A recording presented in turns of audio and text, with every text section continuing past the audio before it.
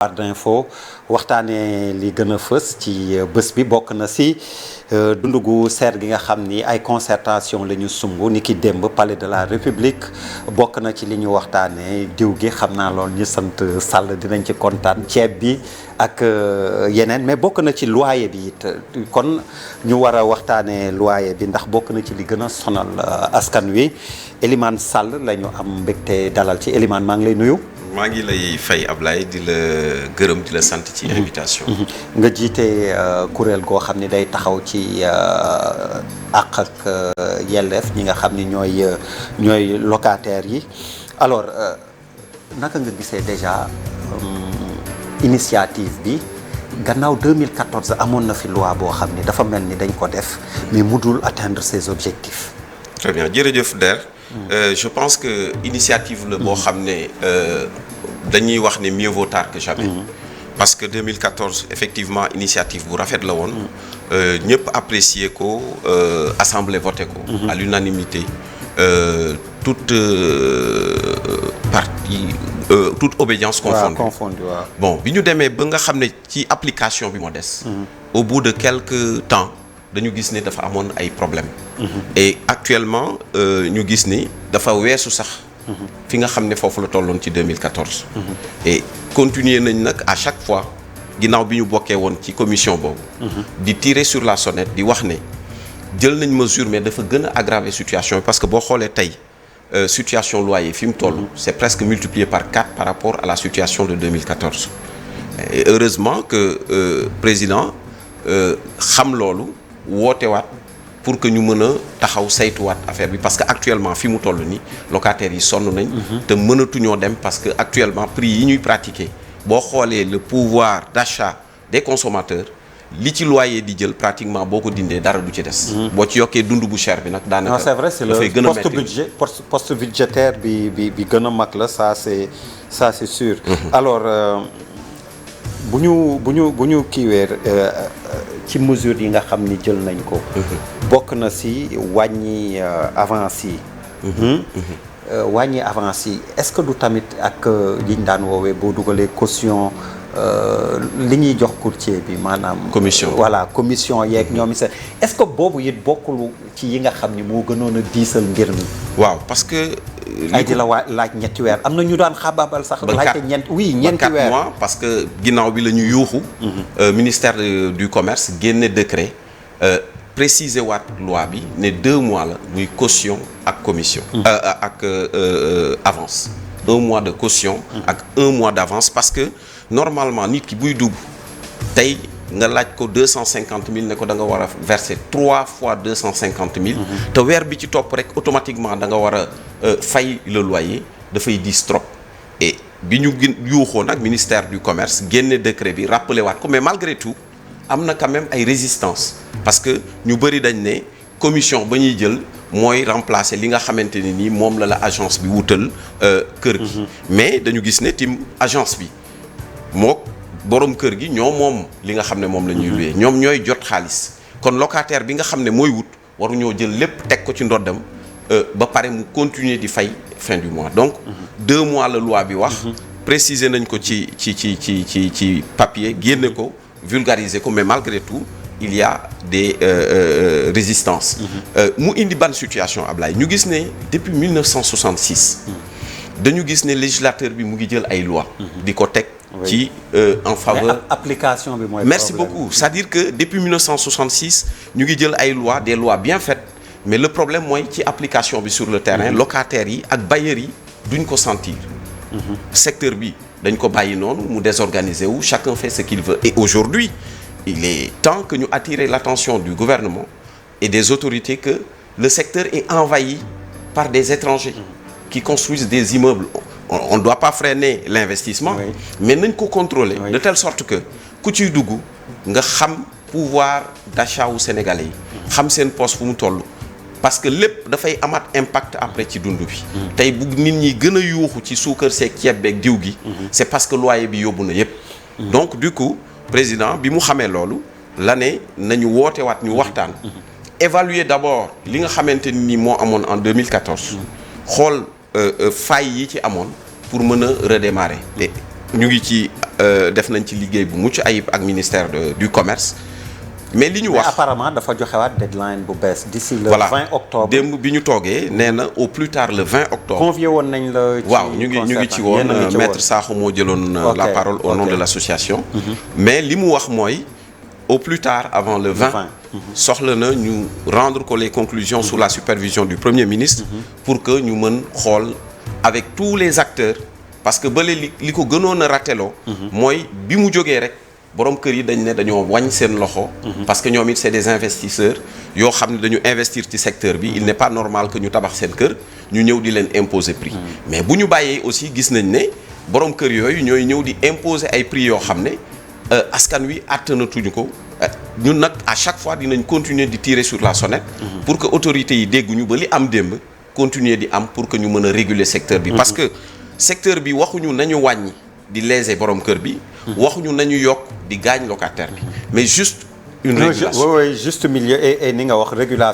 régulation boobu ndax teg fi kuréel goo xam ni genre observatoire du bokk ci li nga xam ni war ngeen xeex mu am sinon léeg-léeg locataire bi dina am jafe-jafe mais du xam fu muy dem léeg-léeg police tribunal coow li bëri et finalement oui il y a pas une prise en charge efficiente de loolu souligné nañ ko démb ci kanamu président alors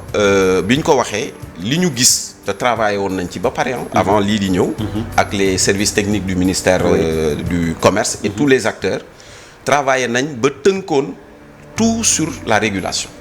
donc loolu acteurs yëpp participer nañ ci donc bu ñu président relancé sous la supervision du Premier ministre je pense que dañu dépoussiérer texte yooyu xoolaat ko xool ba li nga xamante moo bloqué woon loi bële ak subterfuge yi nga xam ne bailleurs yi moom lañ doon def di contourner loi bi ñu tegaat ko ci yoon ba nga xam ne locataire bi ak borom kër gi parce que bu ñu fàtte ne aussi location bu chéré nit ki day am contentieux ak borom kër gi du ko mën a fay normalement soo gisee cas de contentieux yi bëri tribunal c'est parce que tout simplement nit ki buñ ko joxee prix même bu fekkee amu ko dina accepter parce que soxla na fu mu dëkk au bout de 2-3 mois mu commencé am ay difficultés de paiement donc mu tuuti tey teew moo gën mu bëri te doo ci jot donc d'où la nécessité que ñu dellu ci li nga xam ne mooy régulation parce que loolu moo manqué woon on n'a pas senti vraiment la présence de l'État sur le terrain ce qui a fait que dafa revenir très rapidement à la situation de départ bi nga xam ne moom lañ ko amoon et c'est insoutenable actuellement Ablaye les locataires sont plus que fatigués parce que ñu ngi leen di laaj presque 3 jëm 4 mois te boo bañee ñu ne la dootuñu la jox kër gi donc il faut mu am organe boo xam ne fu locataire bi jaaxle dina fa mën a woote pour ñu régler rapidement donc li ngay wax nii li leen gën a sorlal avance caution yeeg yooyu est-ce que bokk na ci proposition yi nga xam ni wax nga ni liggéey ngeen si limitation donc avance loyer beeg caution bi waaw xam nga 2 mois peut-être loolu voilà parce que li taxoon mënuñ ko appliquer sur le terrain mooy bu fekkee locataire bi dafa dem di ko imposer agence bi wala bailleur bi dafay def rétention danaan ko léegi kon joxatuma la sama kër demal mais bu ñu amee organe de contrôle et de régulation dès que bailleur bi refuser loolu automatiquement di nga xam fan ngay dem pour ñu mën a prendre en charge question boobu loolu nag moo fi amul woon dañ naan la demal police demal tribunal te bàyyi sa liggéey di avec les lenteurs qu'il y a dans les dossiers au tribunal souvent doo mën a bàyyi sa liggéey dem di nekk ci yooyu mais bu fekkee même boo fa demee ni ma la wax toppatoo bi ci war écoute bi ci war très bien et ñun Ablaye dem nañ au-delà en plus de la commission de régulation ñun avec des experts informatiques travaillé nañ sur un projet de digitalisation des loyers au Sénégal alors digitalisation soo ko waxee informaticien dina xam ne c'est très possible xoolal exemple li nekk ci ay oto Sénégal ñoo ëpp locataire benn locataire rek mën na am ñaar wala ñetti oto alors boo tàppee numéro oto bu nekk automatiquement dinañ la jox renseignement yëpp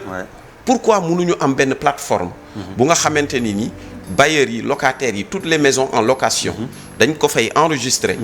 du surveiller du contrôler parce que les ressources mais justement loolu ça pose le problème de l'enregistrement des contrats de location boobu bëggoon naa ci il faut mu am traçabilité Abdoulaye exactement traçabilité boobu nag suñu loolu aussi est-ce que dinañ ko nangu wala dina yomb bu ma nee dinañ ko nangu mooy jëfe ko quand on sait que dañ fiscalisation bi tamit bu boobaa foofu nag te lu war la l'État a tout intérêt à le faire parce que évasion fiscale bi am ci secteur bi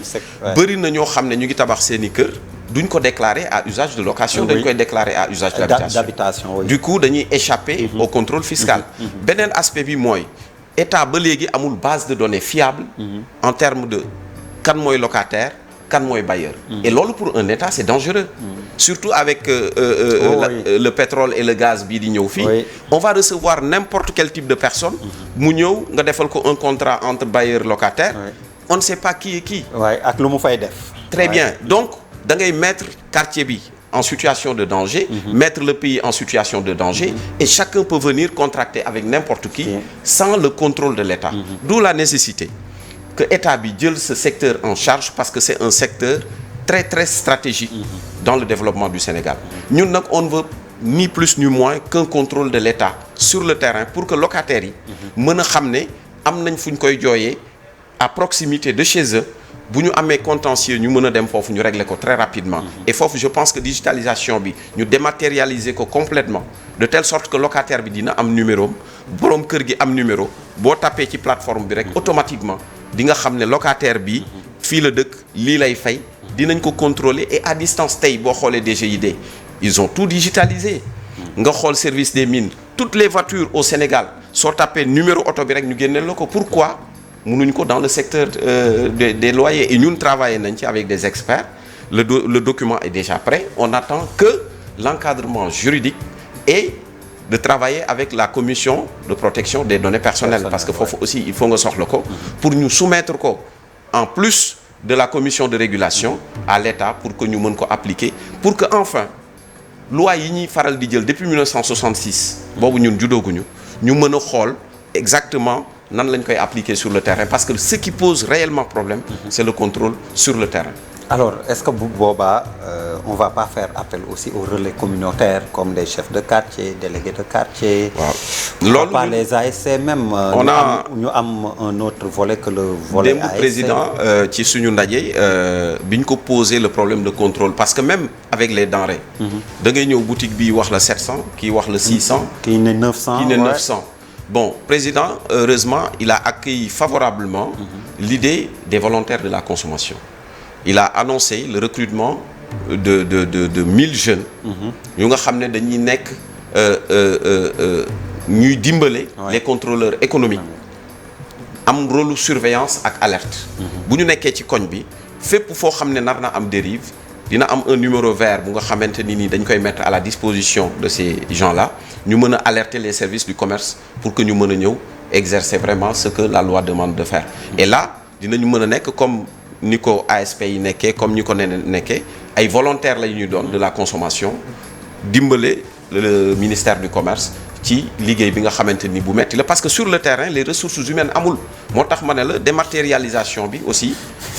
il le faut Sall nga baal ma xam nga lu may rey ba léegi dama am ku ma interpellé ne ma bu ma déggee dina xam ki may wax boutique gu koñam pack d'eau bi mu daan jënd dafa dem ci boutique bi ñu yokk ci 900 francs bi mu laajee waa ji daf ko ni guerre Ukraine la quoi souvent dañ pack d'eau bi nga xam ni fii lañ koy mise en bouteille oto bi muy dugg eh bien gasoil lay daw kenn yokku ko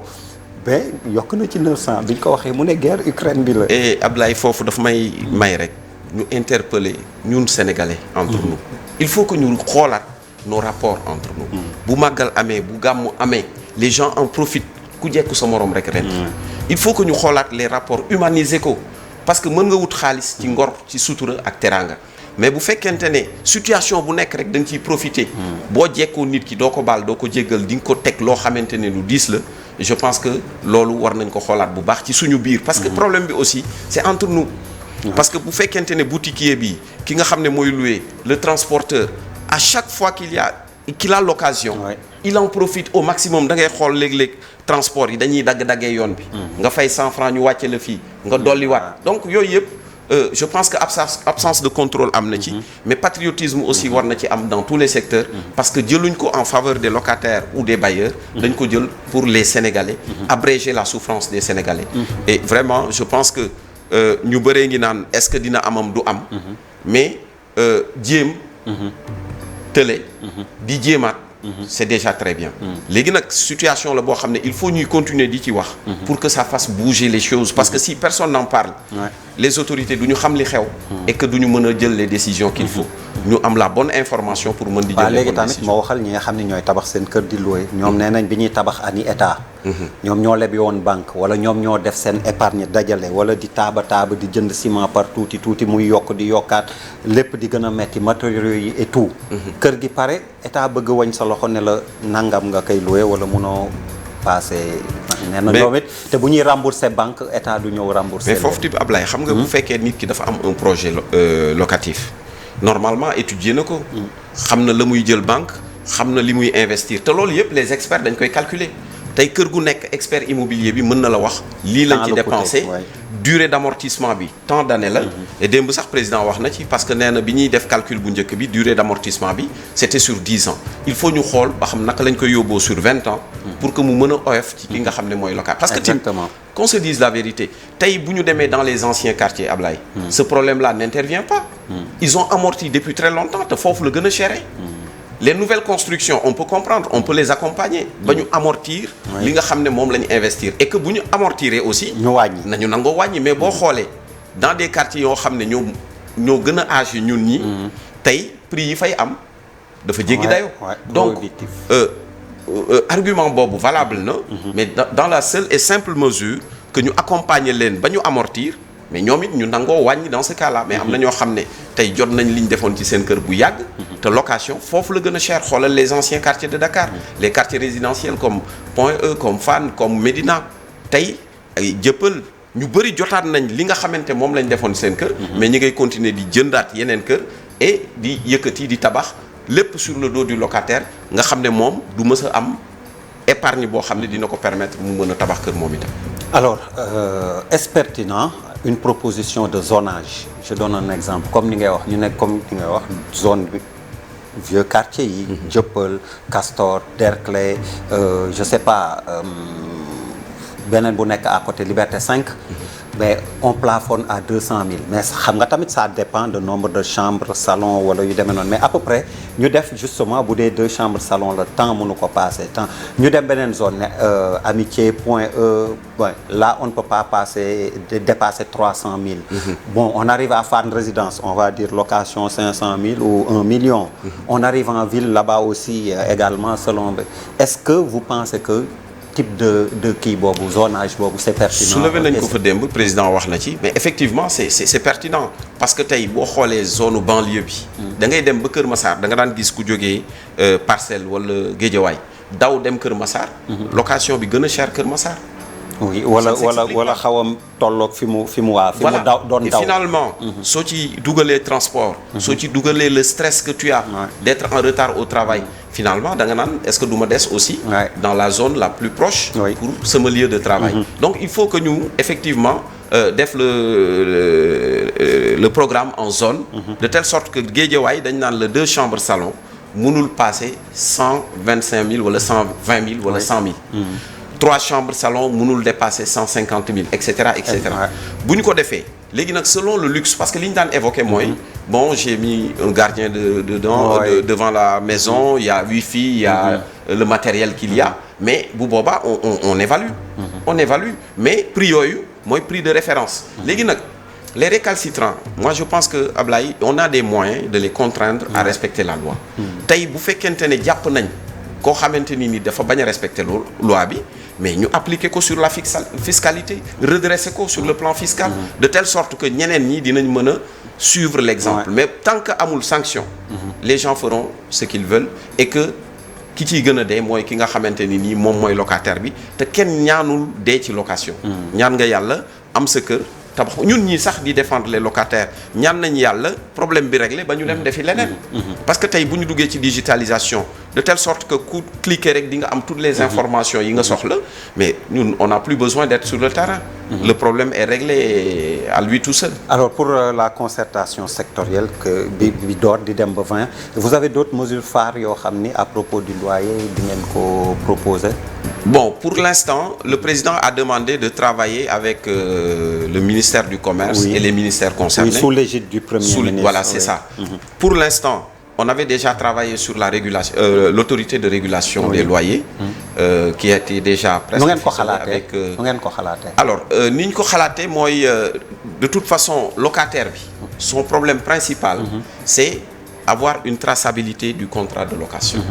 Tey boo xoolee les agences immobilières ça s'ouvre un peu n'importe comment. ñu delloo si l'orthodoxie de la carte professionnelle des agences immobilières. Parce que tey balaa ngay ubbi agence immobilière war nañ xam yaay kan. Ablaye da ngay gis ku ñëw ci koñ ubbi agence immobilière dajale ay xaalis xëy tëj kenn dootu ko gis donc war nañ identifier ki nga xam ne moom mooy ubbi agence immobilière bu njëkk da nga doon am un maîtrisard dans le domaine am une caution que vous déposez au niveau de la caisse de dépôt et de consignation pour que boo dawee ñu am fu ñu teg mais nit ki nga xam ne day ñëw déposer ay millions ci yow dañuy ñëw wan la ay surface yoo xam ne terrassé nañ ko ba pare ne la dañuy jaay ay kër nga déposer fa say millions ñu xëy tëj dootoo leen gis te li nga ciy am tout au plus mooy yéeg ak ñoom wàcc tribunal et souvent da ngay perdre dañuy dem seen yoon man ki ma ci mujj dégg mi ngi fu sori bitim voilà donc il faut que état bi veille ci loolu de telle sorte que li nga xamante ne nii mooy problème dans le secteur ñu waxtaan ak tous les acteurs pour que ñu mën a trouver enfin une solution kenn bañ ne dañu ko beddi wala dañ ko bàyyi boolewuñ ko ci discussion bi la discussion est ouverte je pense que le Premier ministre et le ministère du Commerce ils vont appeler tout le monde que bu ñu discuter ba pare nag la fay jógee vraiment na ko nit ñi respecter pour ñu jàppalante ci suñu biir ñun sénégalais yi pour que secteur bi nag daal di mën a vraiment trouver li nga xam ne depuis 1966 ñu ngi koy essayer mënta am muy autorité de régulation. balaa ñuy tàggoo Ibrahima Kane teew na pour xibaar yi permets-moi d'insister sur l'enregistrement du bail locatif. Oui, c'est une nécessité parce que tant qu'on laisse le locataire et le bailleur contracter librement forcément day am des risques d'abus de la part du plus fort donc il faut mu am traçabilité et autorité de régulation boobu mënu ci ñàkk. jërëjëf Elimane Sall. merci beaucoup Ablaye maa ngi lay gërëm di la sant. ñu leen di gërëm di leen sant yéen ñi ànd ak ñun ci kanam tuuti dinañ teewaat ci nasaraan lay doon mottali soir d'info.